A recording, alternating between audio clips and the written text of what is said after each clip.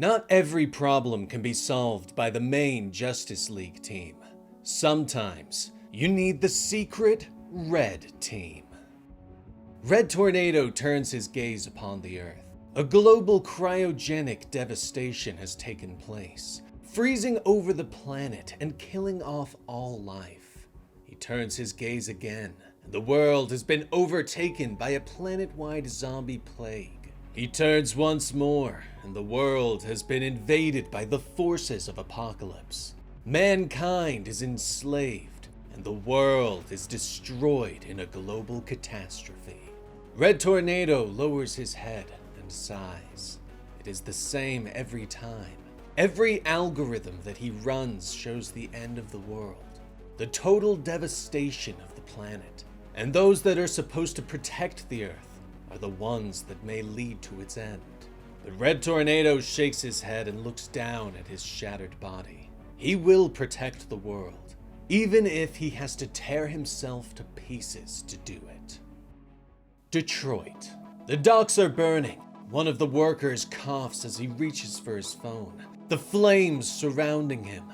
He dials his wife, apologizing for not being able to come home that night. "Tell the kids their papi loves them," he whispers as the flames get closer. But a voice calls out to him. "Scratch that, buddy. You can tell him yourself. Soon as we get you the hell out of here." Simon Baz shouts as he bursts through the wall, creating a construct fire extinguisher to put out the flames around them. A short while later, Simon is talking to the firefighters on scene, but his Justice League membership card suddenly starts flashing red and beeping. "What the hell?" he whispers as he stares at the card in shock. Later, near Metropolis, a local biker gang has knocked over a Star Labs shipment truck. "The street demons are back, boys!" their leader shouts with joy as his gang begins to grab all the boxes.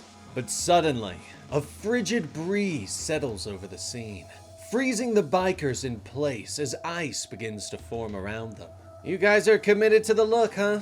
Other gangs update their styles, but the street demons, it's like you're frozen in time," Power Girl notes as she floats gently down to the scene. The leader of the demons shakes his head quickly at the appearance of the powerful hero. "Ah! We give up! We give up! Don't hit me!" he shouts. Power Girl cocks an eyebrow in surprise at him. "I watched the news, lady! You beat up dinosaurs! It ain't worth the pain," he tells her. Power Girl nods her head gently. "That's surprisingly reasonable of you," she says. But suddenly, her Justice League card begins to glow red and flash. Meanwhile, Simon Baz has flown into outer space, heading for the coordinates that the red card has given him. He flies past the Justice League watchtower, past the moon, and is shocked to discover another base. This one, a deep red. "You're good, whoever you are. Hacking my Justice League card is impressive enough, but hiding another satellite under the League's nose? Impressive," Baz notes. He floats into the base, shocked that all of this hasn't been spotted by the Red Tornado yet. But suddenly, a hologram of a Red Tornado appears before him. "Hello, Simon," Tornado says in greeting. Simon is surprised and questions why Red Tornado would send him a secret message outside the normal Justice League channels. "My question exactly," Kara notes as she lands next to him. Red Tornado looks at them both. "I'm sorry. I'm sure this is disorienting, but I brought you here to sound an alarm. A red alert," Tornado tells them. He explains that he has been running predictive algorithms on the planet Earth, and that the revival of the Justice League has happened too quickly. Events threaten to end all life on Earth, and all of the predictions show that it is the reformation of the Justice League that will lead to the eventual downfall of the planet. Unless a few key people act decisively and discreetly to ensure a different statistical outcome, Tornado tells them. "Discreetly? You haven't told the rest of the League about this?" Power Girl says with surprise. Red Tornado shakes his head. "Every single instance where I report my findings to the larger group leads to regrettable circumstances," Tornado tells them. "You're right to have questions. I promise to answer all of them, but millions of lives are in danger right now, and I am begging for your help," he says. The two heroes accept and head out on their mission. Red Tornado directs them to the planet Varva, where the Varvans are hours away from deploying a superweapon that will upend the balance of power in their solar system. Events that will lead to a local conflict and grow until they engulf the entire galaxy, resulting in a chain of events that leads to the destruction of all life on Earth. Simon and Kara arrive on the planet, finding the strange weapon ready to be deployed and guarded by soldiers. The two heroes spread out quickly as the guards open fire on them, but suddenly, the superweapon begins to shift and change. It unhinges, becoming a massive robot that stands tall.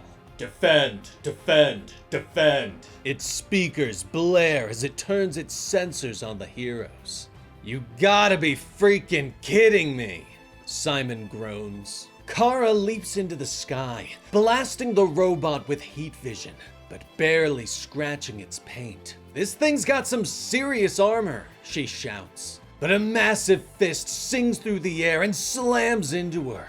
Baz moves in to help, but another fist swats him out of the sky. The two heroes slam into the ground, but quickly recover.